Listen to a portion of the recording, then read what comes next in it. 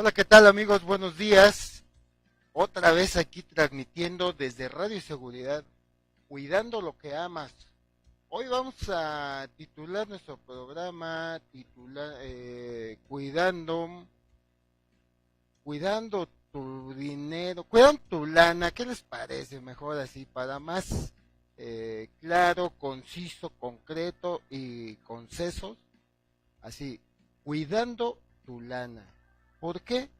Pues porque este nuevo afer de, pues a lo mejor del poder legislativo, del poder judicial, sí, del poder judicial, nos ha traído este tema a la mesa que no acaba y yo creo que va a tardar otro ratito en que se aplaque todos estos comentarios, pero todo ese dinero en realidad es tuyo, o sea, ni siquiera está etiquetado como si fuera producto del trabajo de los servidores públicos, sino más bien es una remuneración a los servidores públicos con tu dinero.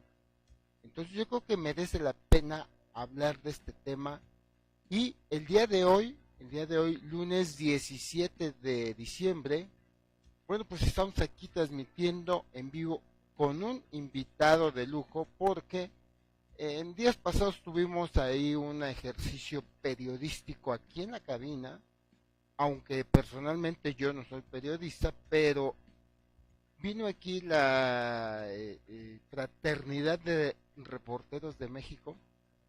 Y bueno, pues hoy invitamos a uno de ellos, Alejandro Alemán, está aquí con nosotros en vivo para pues ayudarnos a comentar este tema. Ellos tienen una experiencia increíble en temas de política, economía, cultura, etcétera. Y hoy decidimos invitarlo para que nos apoye, para que nos comparta toda la información y puntos de vista que él tenga sobre este tema. Pero bueno, vamos a saludarlo. Alejandro, buenos días, ¿qué tal? ¿Cómo estás? ¿Cómo estamos aquí con esta oportunidad inigualable de transmitir al público distintos puntos de vista que, como bien tú lo señalas, hace falta crear nuevos enfoques, ser más, buscar nuevas aproximaciones y me ha gustado particularmente cómo estás abordando el tema del gasto público al decir que se trata del dinero pues que es de todos los mexicanos, que es el dinero de todos nosotros y que también como lo señalas atinadamente, no es que el sector público genere dinero, ¿no? Ciertamente tiene empresas, ciertamente tiene algún negocios y participaciones que le dejan a la sociedad, como es el caso de Pemex o de venta de algunos servicios como electricidad, pero básicamente, y esa es una buena parte, es de nuestros impuestos, de nuestras contribuciones. Entonces, ellos son los administradores de lo que nosotros estamos aportando y justo es que como sociedad nos enfoquemos a eh, conocer de qué se trata, nos enfoquemos a saber cómo lo gastan y reclamemos cuando consideremos que no se está haciendo un gasto de manera adecuada, ¿no? Bueno, fíjate cómo pues vamos coincidiendo ya dos personas. Yo creo que de las personas que nos están viendo en este momento o escuchando, yo creo que coinciden, a lo mejor, si no al 100%, por lo menos un buen porcentaje de coincidencia. Y esto dado a que poco a poco la sociedad ha ido tomando conciencia de estos temas y se ha ido informando, como tú bien lo dijiste también. Entonces el día de hoy vamos a, ¿qué te parece? Abonarle un poco más de información sobre estos temas para no solo generar preguntas y que después se puedan contestar, sino también respuestas las que se tengamos a la mano, bueno, pues las damos, ¿no? Pero el generar preguntas es interesante porque deja abierto el tema para que cada uno personalmente pueda, ¿no?, seguir trabajando en descubrir, en leer, en investigar, y no solo como estábamos acostumbrados. Yo recuerdo cuando en el canal, un canal de la televisión nacional, pasaba un noticiero en las noches y lo que se decía en ese noticiero era la verdad, así entre comillas, ¿no? Entonces, mis adultos que me tocaron en aquel tiempo manejaban esa verdad casi casi como dogma y ya no investigaban más, ya no leían, ya no preguntaban, ya no se inconformaban. ¿Por qué? Porque en ese noticiero era la verdad, pues cuasi oficial, ¿no? Entonces, lo que nosotros tratamos de hacer aquí también en Radio Seguridad es generar, generar preguntas y que la gente tenga abierto el tema para que lo pueda seguir comparando, investigando, leyendo, etcétera, ¿no? Entonces, tú me platicas en la mañana antes de entrar aquí al aire sobre la presentación del paquete económico. Claro, fíjate que esto da oportunidad para hacer una pequeña acotación antes de entrar al asunto del paquete económico, y es en entender cómo nos hemos estado comunicando y qué cosas han cambiado. Efectivamente, hace 20, 30 años, estamos hablando del siglo pasado, 70s, 80s, 90s, que no existía internet. La comunicación tenía que ser a través de los medios de comunicación, esa era la función que ellos cumplían, y era una comunicación única y sobre un solo eje. Esto Exacto. Quiere decir que, como lo señalas, el noticiero de la tarde pues era importante, el noticiero de la noche convocaba a la familia, se escuchaban las noticias y se escuchaba una versión de las cosas, ¿no? Afortunadamente hoy tenemos más cosas, tenemos el canal del Congreso, por ejemplo, y en esto que estamos hablando ahorita del paquete económico es una buena oportunidad para recordarles a quienes nos están viendo que lo pueden ver, que pueden acceder a él, que esa es otra oferta, ¿no? Y esa es una oferta directa. El canal del Congreso a las 8:30 empezó a transmitir la reunión de la Comisión de Presupuesto, donde están analizando el paquete económico. Entonces, ahí hemos tenido oportunidad de ver cuáles son los temas, lo que se está discutiendo, cómo se están haciendo las cosas, cuáles son las posturas de los distintos partidos. Y a las 11 de la mañana, es decir, en estos momentos, precisamente, el Congreso, la Cámara de Diputados, acaba de abrir sesión y comparece el secretario de Hacienda. Entonces, ahí es donde van a explorarse todavía más dudas. Entonces, la gran ventaja es que tenemos la oportunidad tanto de escucharnos de este lado, que estamos comentando lo que va a pasar, como a su vez la posibilidad de abrir otra pestaña en nuestro navegador para poder escuchar en vivo y en directo qué es lo que está pasando en el Congreso, y esa es una oportunidad que definitivamente no tenemos antecedente, ¿no? Bueno, fíjate qué bueno que me recuerdas este tema del Congreso, del canal del Congreso. Es un canal que tiene muy buena tecnología, hablando de transmisión, y además, pues obvio, tiene la primicia de todos los eventos que se dan tanto en la cámara alta como en la cámara baja. Y nosotros lo tenemos a nuestra disposición. Siento que a veces, como no tenemos esa cultura de política, a veces nos pesa un poquito sintonizarlo y tratar de entender todo lo que se maneja. Pero ojalá que poco a poco vayamos interesándonos más en la política, porque ya te los he dicho muchas veces a las personas que nos siguen, que nos escuchan, en la política se maneja todo: salud, deporte, educación, cultura, diversión, turismo, todo a través de la política se va gerenciando, negociando, administrando, gastando o destruyendo también, ¿no? Bueno, y además que hay que recordar que la política la hacemos todos. Si bien es cierto que se toman decisiones, hay que entender que hay un vínculo entre las decisiones que se toman y quienes reciben las consecuencias de esas decisiones, que somos todos los ciudadanos. Y en la medida que lo hagamos valer, en esa medida va a haber un mayor reclamo de responsabilidad. No me parece sencillo que los morenistas o que el mismo presidente en un momento dado hablen de que tienen el apoyo de 30 millones de ciudadanos que dieron el voto por ellos, y que ese voto es algo que valoran, es algo por el que están trabajando.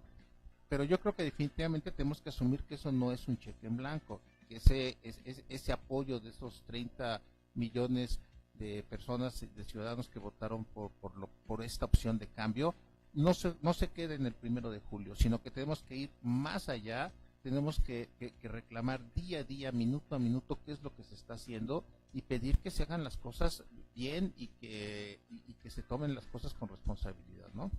Bueno, pues Radio Seguridad es un proyecto que abona por ese detalle que acabas de mencionar. Si no se trata de dar cheques en blanco a nadie, sino de que la sociedad es un concepto que se llama empoderamiento, ¿no?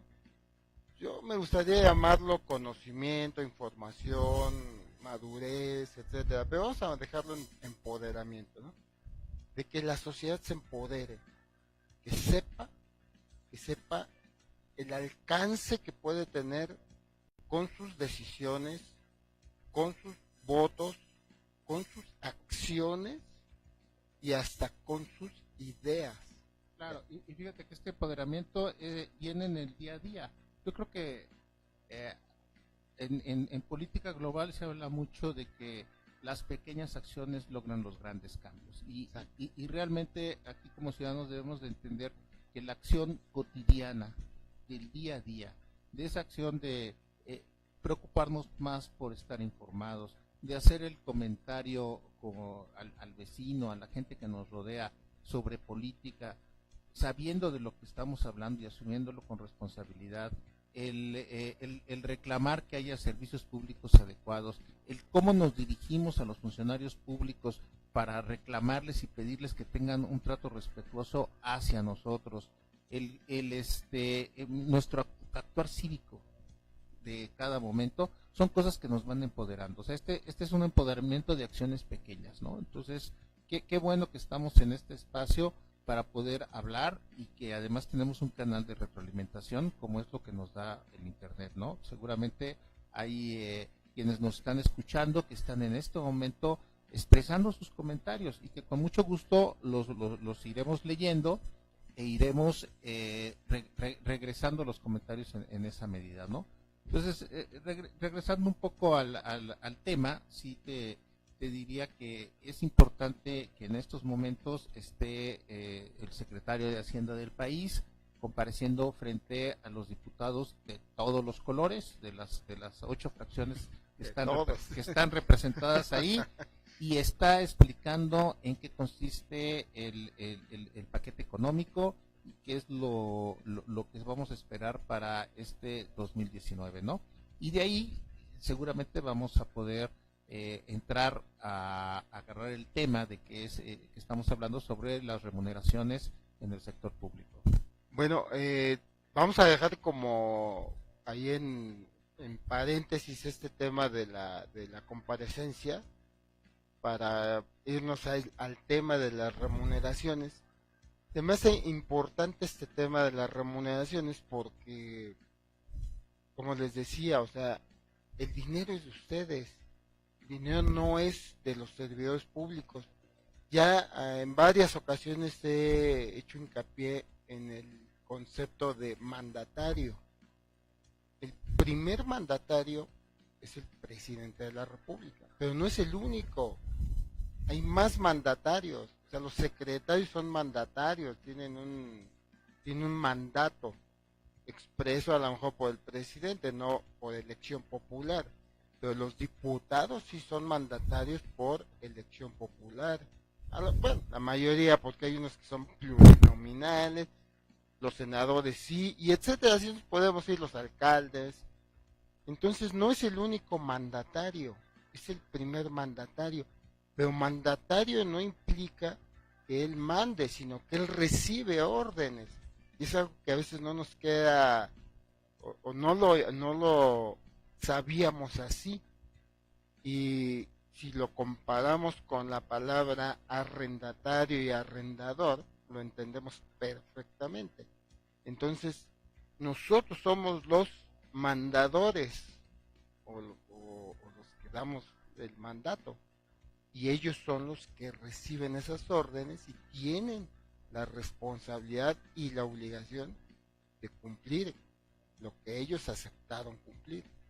Entonces, en base a esta relación que tenemos con ellos, es como debemos de exigir que este dinero se aplique correctamente y máxime en los sueldos y remuneraciones, o más bien remuneraciones, porque no sé si aplique la palabra sueldos.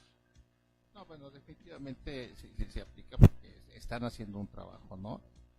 Pero fíjate que dándole un poco más de forma de meternos más a este asunto del mandato, que es un asunto muy interesante, seguramente más de uno de los que nos están escuchando se preguntarán, bueno, pero como órdenes mías, pero yo digo, haz esto y así se hace, pues no.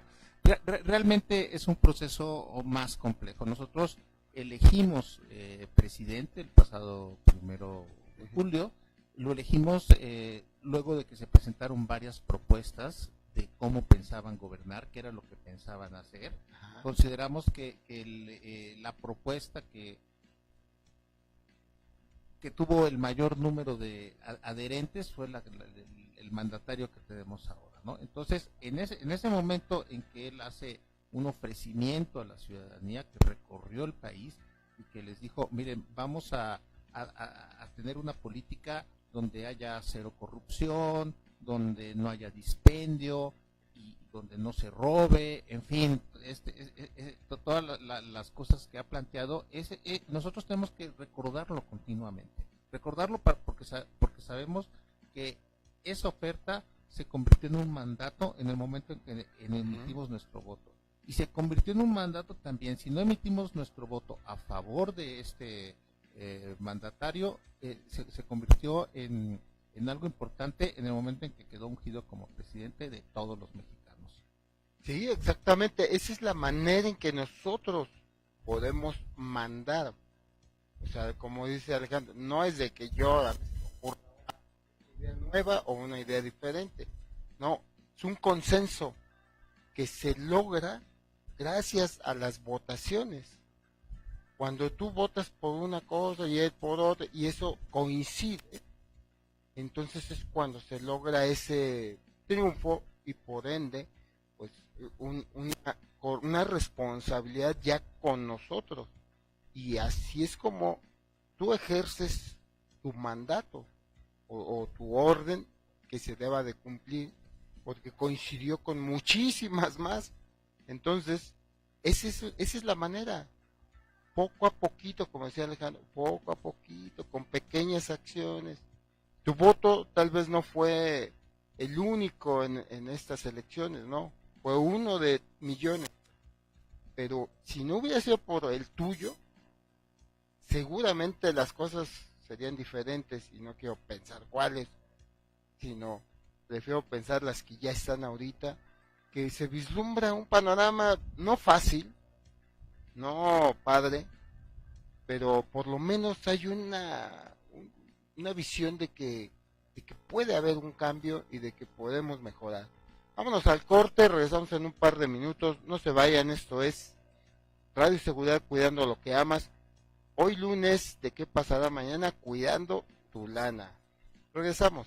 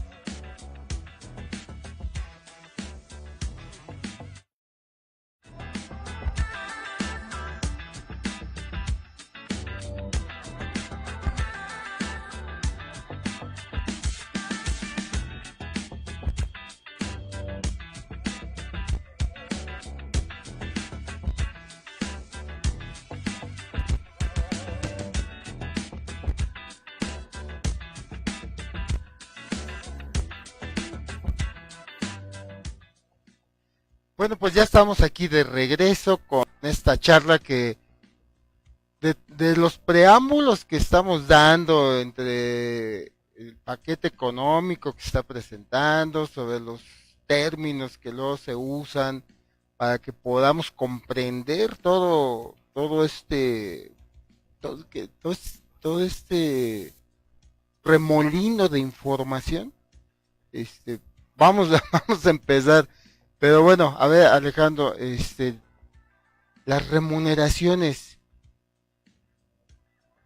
cuánto debieran ganar? O sea, yo entiendo que deberían ganar mucho dinero, ¿no? Los servidores públicos, pues, porque México es un país rico, pero esa riqueza parece que la han, no sé, desaparecido o se desapareció un día de repente y no se nota más que en algunas cuantas personas que parece fruto de como de una orquestación medio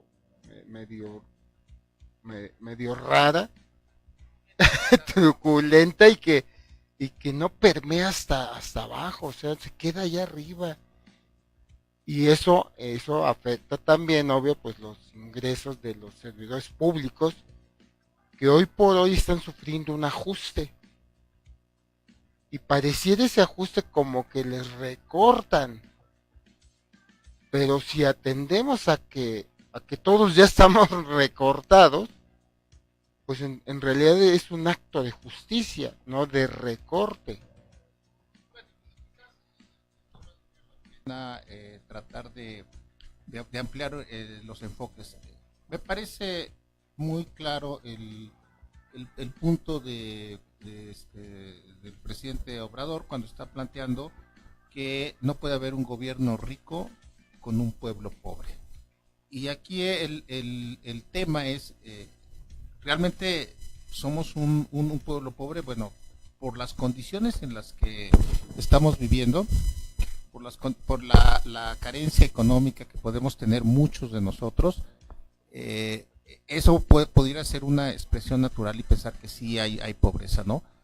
Sin embargo, viendo lo que rodea al país, la riqueza que rodea al país, cómo nos encontramos en cuanto a recursos naturales, infraestructura, una serie de cosas, entonces podemos concluir que no somos un pueblo pobre. Sin embargo, hay que entender que la pobreza también es un arma política, es algo que se utiliza para que si tú tienes hambre no estés pensando en cómo cambiar el gobierno, sino que estés pensando en cómo resolver tus problemas y tus necesidades básicas de vivienda, de comida, de alimentación.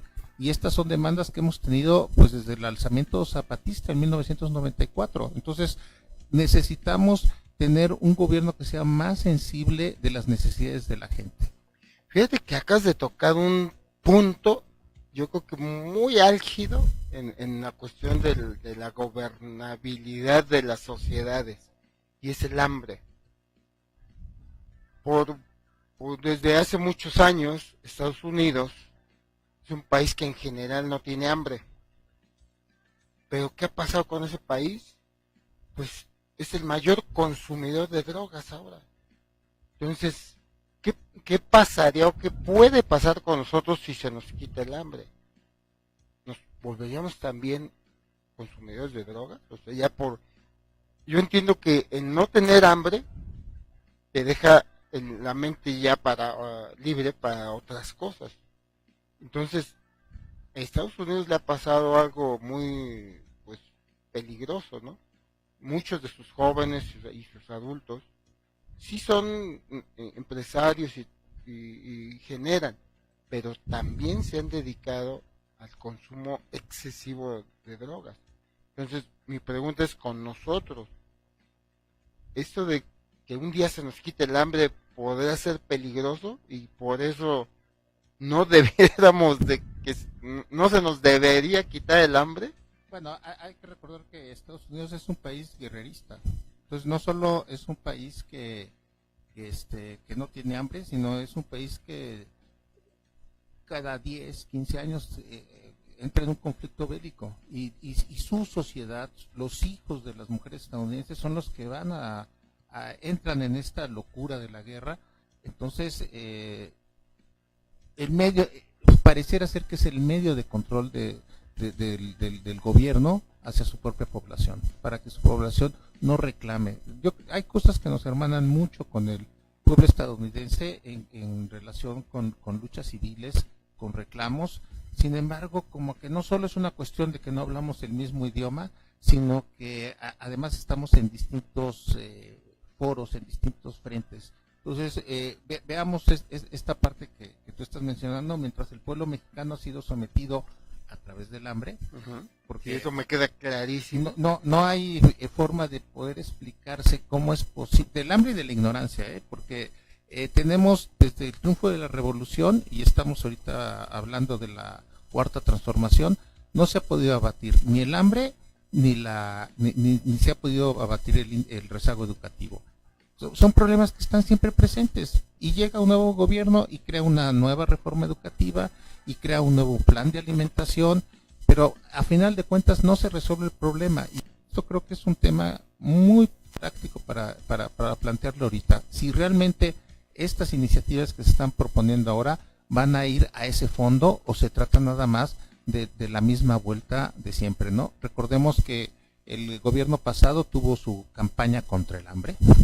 Recordemos que el gobierno pasado hizo una reforma educativa, y que bueno, este gobierno está planteando este programa de Sembrando Vida, está cambiándole el nombre a la Secretaría de Desarrollo Social por Secretaría del Bienestar, y nosotros como pueblo no queremos más cambios, lo que queremos es que las cosas funcionen, no creo que estemos solo satisfechos con que les cambien de nombre a las dependencias, con que le cambien de nombre a los programas, sino lo que queremos es que realmente estos cambios de nombre, estos cambios de forma se conviertan en cambios de fondo, ¿no? Entonces, este es un momento muy oportuno, en este momento que se está discutiendo el paquete económico, de exigir que efectivamente esos recursos que se van a disponer para el beneficio de la población lleguen a la población, ¿no? Yo creo que ese es el reclamo más sentido, y que debemos de hacerlo patente una y otra vez, para que nuestros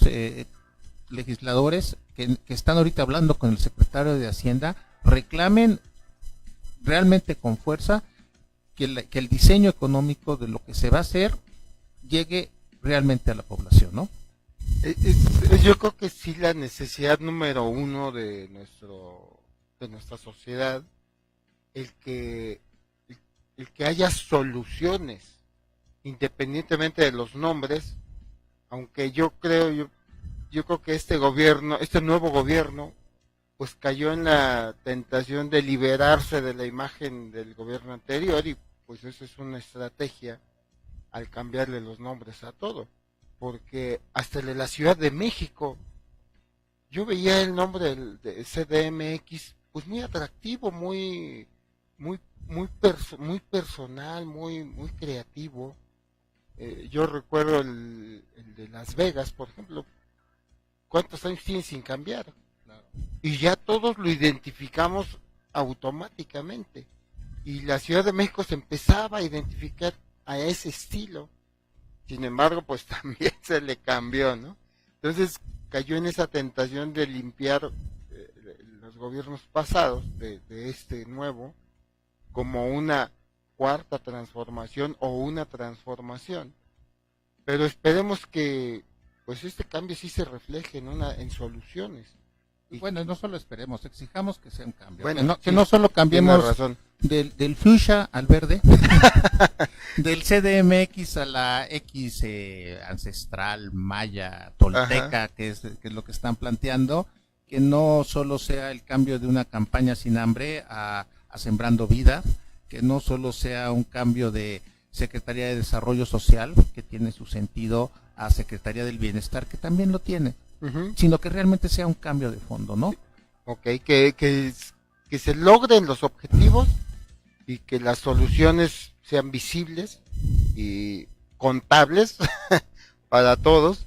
Y hablando de los sueldos, ¿no? De lo que estamos hablando, de las remuneraciones, que esas remuneraciones no vuelvan a caer en un exceso, pero que los mismos servidores públicos tengan esa sensibilidad para poder tener una mesura, no sé cómo llamarla, de en sus gastos, en sus aspiraciones, en su estilo de vida, que les permita vivir bien, porque yo creo que sí pueden vivir bien con, no sé cuánto va a ganar un diputado ahora, pero pues debe estar en un rango, no sé, de 40,000, ¿no? Sí, más o menos, pero a ver, un poco antes de entrar a materia de remuneraciones, creo que me gustaría mucho que no dejáramos de hacer énfasis en el otro gran eje que tú has mencionado, José Luis. Uno es el hambre. Ok. Ok. Pero el otro es la educación. Y la educación ha sido un tema que recordemos que se está planteando crear 100 universidades. Okay. Se está planteando echar abajo la reforma educativa.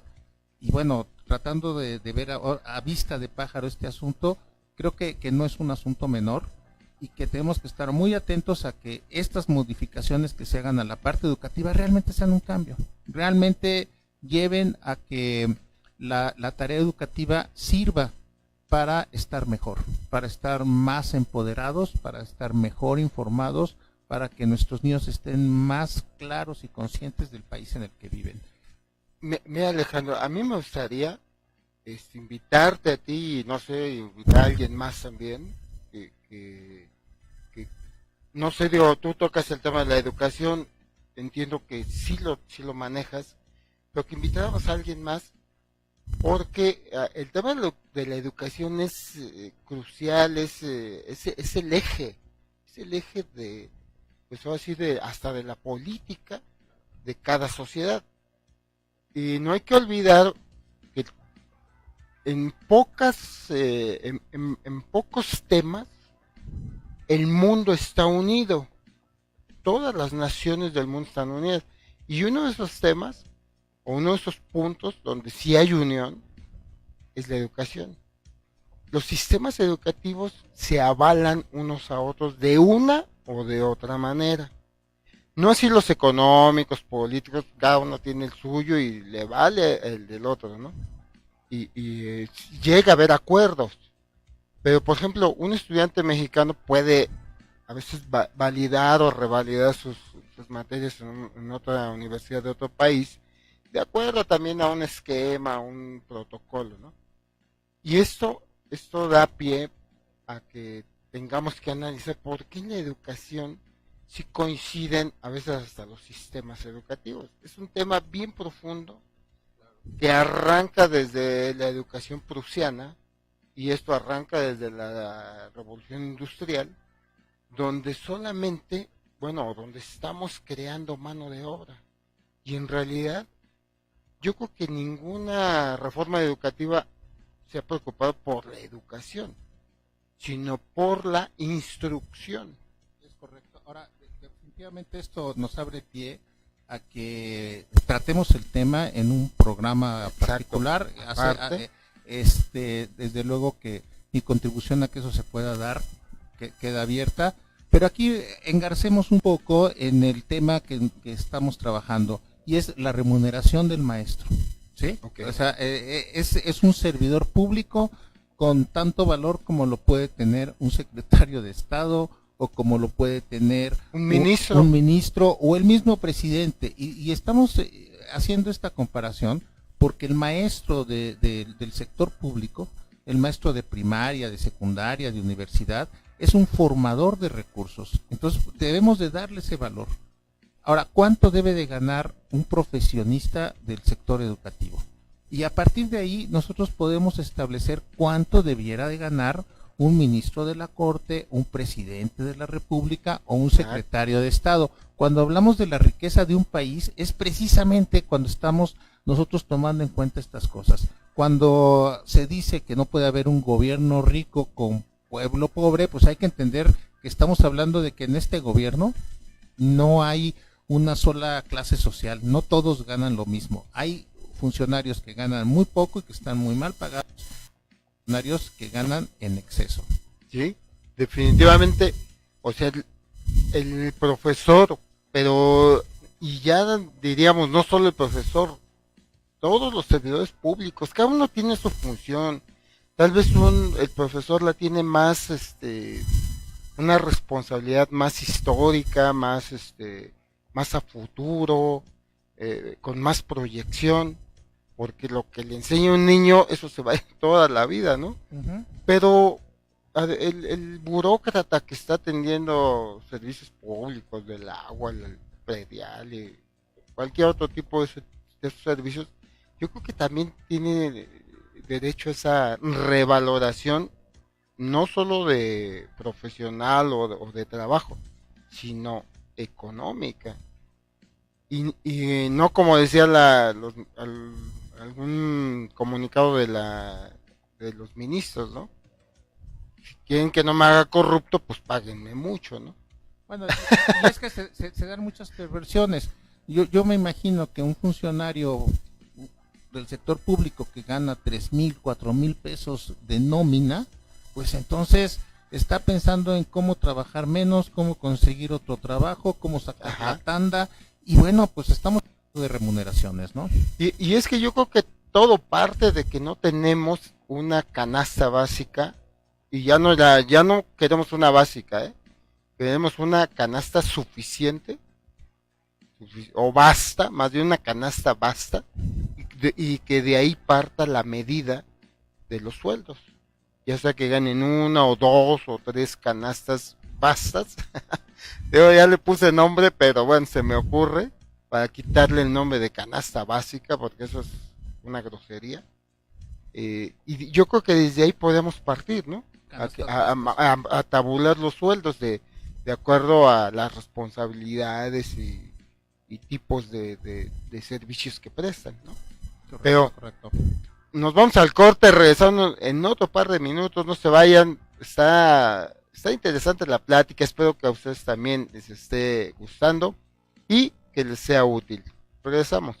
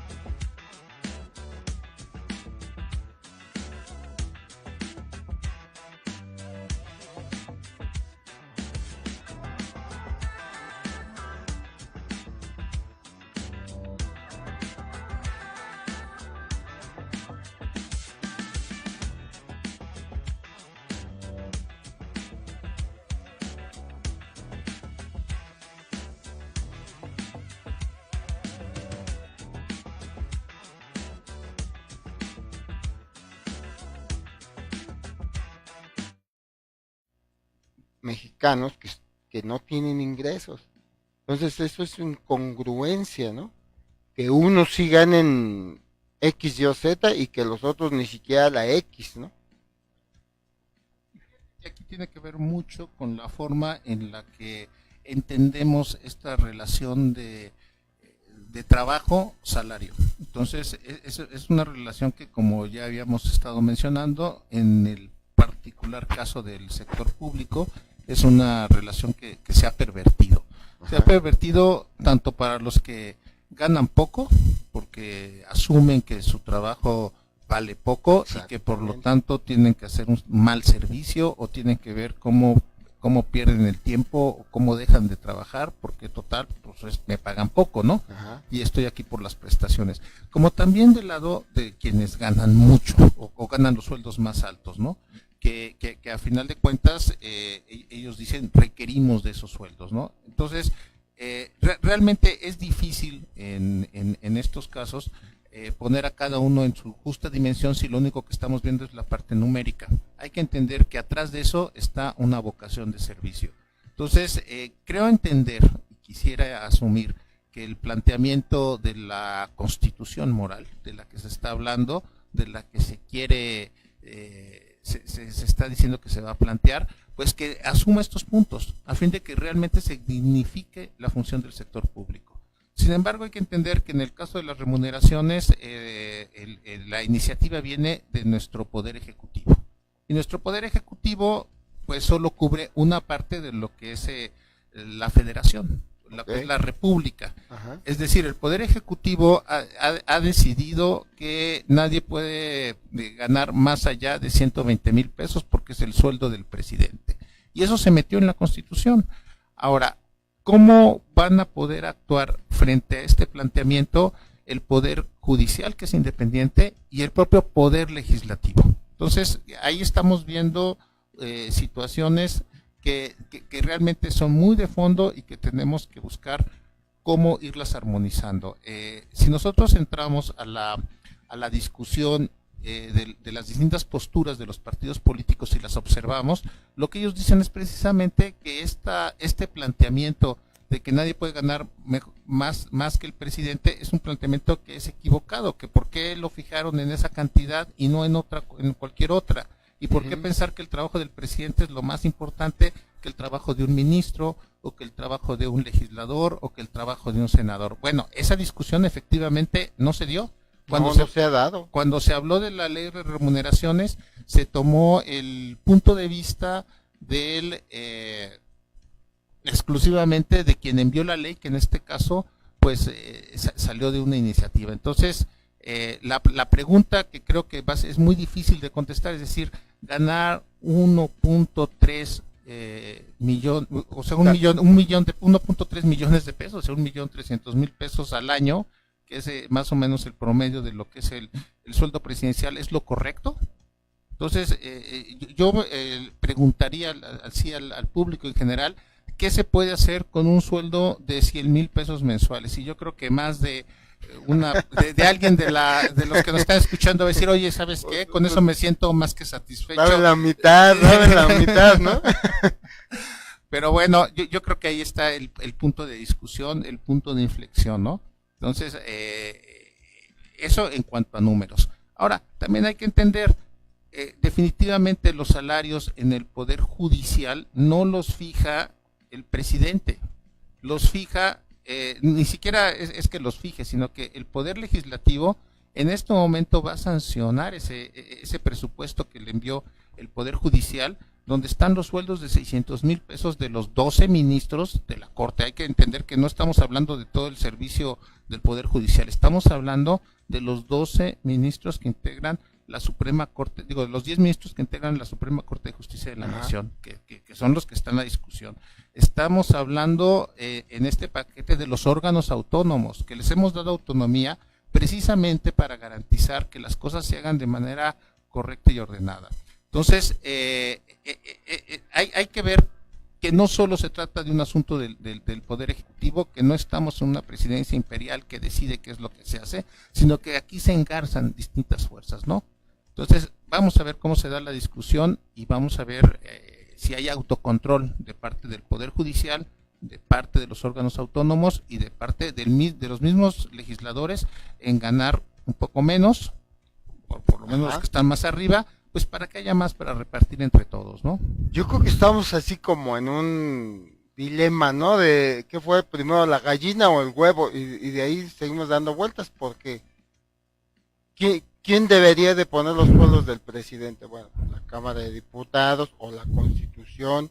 ¿Y quién los de la Cámara de Diputados? No, pues un consenso o por votación. Entonces, como que no hay un mecanismo que sea, como te puedo decir, equilibrado para los tres poderes de la Unión. Bueno, te estás tocando exactamente el punto toral, porque se había dado un contubernio. Ajá. O sea, es decir, yo, poder legislativo, te paso mi presupuesto y te paso mi presupuesto con los salarios que yo quiero ganar, que son los salarios que tienen actualmente los diputados, con las prestaciones que tienen los diputados, te lo paso a ti, Secretaría de Hacienda, que dependes del presidente, y tú me lo apruebas. Tú me lo apruebas sin discusión. ¿Y cuál es el resultado de eso? Que lo que tú me pidas, Poder Ejecutivo, yo te lo cumplo. Exacto. Y eso mismo pasó también con el Poder Judicial. El Poder Judicial, año con año, envía su presupuesto a la Secretaría de Hacienda, y la Secretaría de Hacienda, como dijo el secretario Ursúa el viernes pasado, nosotros nada más lo vemos pasar, nosotros no le metemos una coma ni nada, lo pasamos tal cual. Y entonces, pues claro, ¿qué es lo que está pasando? Que en el momento en que el Poder Ejecutivo requiere el apoyo del Poder Judicial, pues el Poder Judicial le dice, claro que sí, señor presidente, lo que usted diga. Entonces, sí, ese sistema es el que se está rompiendo ahorita, y esperemos que realmente se rompa. Ahora, ¿no? A lo mejor lo que nos hace falta a nosotros, a ustedes, a mí, a Alejandro, es crear ideas de cómo equilibrar esa relación de poder que hay entre los tres poderes de la Unión. Porque no puede seguir este contubernio donde todos se autorizan todo y acá abajo no autorizan nada. Y lo peor de todo es que tampoco puede llegar ahora uno y querer arreglar las cosas cuando por años y por historia se han hecho de otra manera, pues empiezan las complicaciones. Yo creo que es algo así muy, pues el trabajo inmediato, ¿no? Que deberíamos de ponernos a opinar por lo menos. Y es la discusión política. Morena está planteando a las demás fuerzas que el quid del asunto, el origen del asunto es que no quieren salir del estatus de privilegio. Eso es lo que ellos dicen y es lo que le reclaman a los jueces, decirles, bájense los sueldos, órganos autónomos, bájense los sueldos, y bueno, a ellos también tienen que bajarse los sueldos. Hicieron un primer esfuerzo al principio del año y habrá que ver si lo van consolidando y realmente tienen una posición franca frente a la ciudadanía por hacer este control, ¿no? Pues yo quisiera y le pediría a los ministros que hicieran un ejercicio ellos de voluntad y de conciencia. Parece que ya lo aceptaban por ahí, pero más que aceptar la disminución, o sea, hacer el ejercicio de conciencia y de estar dentro del país real que estamos y no estar como decía André Breton, ¿no? El México surrealista, ¿no? ¿Y tú crees que alguien que le digan te gana 600,000 pesos, te lo quieres bajar tantito y diga sí? Pues es que ese es el dilema, o sea, pareciera que es ilógico, pero no, yo creo que dentro de una conciencia ciudadana, mexicana, porque a lo mejor ni siquiera la conciencia mexicana existe, pero la podemos crear, se puede hacer. Yo sé que vamos contra viento y marea, contra la historia, contra la comodidad, contra el confort, contra la conveniencia, pero pues es una aventura en la que yo creo que tenemos que empezar, ir en contra de ese confort. De acuerdo, entonces sigamos de cerca la discusión, planteemos esto, hablemos entre nosotros, empoderémonos, como bien lo ha mencionado José Luis desde un principio de este programa, a fin de que podamos hacer realmente un cambio. les quisiera yo reiterar que no se trata de bajar los sueldos por bajar los sueldos, sino de disponer de más recursos para poder hacer las cosas que se están planteando hacer. Y además que las cosas que se están planteando hacer se hagan de manera transparente, limpia, de forma correcta, ¿no? Pues esperemos que todo esto se vaya haciendo realidad en el menor tiempo posible.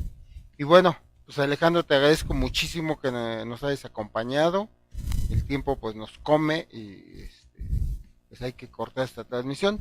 Pero queda abierto los micrófonos, la cabina, el espacio para que otro día volvamos a platicar. Queda pendiente el de educación, ¿eh? Claro, es un temazo infinito, infinito, ¿no? Y aquí dentro de la seguramente vamos a encontrar algún participar aquí a Radio Seguridad. Bueno amigos, pues les agradezco mucho que hayan estado aquí en ¿Qué pasará mañana? Hoy lunes de política. Hoy hablamos de tu presupuesto. Y bueno, quiero dar las gracias a Luis que nos apoyó ahí en los controles, en las redes sociales. Y a todos ustedes, los espero el día de mañana. Mañana que viene Maggie, a estar a las 9, 10 de la mañana. 10 de la mañana con Infórmate y Atrévete a Volar, un programa dedicado a las mujeres y mujeres empresarias. Recuerden amigos que si vamos a hablar todo el día, pues que sea de seguridad, ¿no? ¿Qué les parece?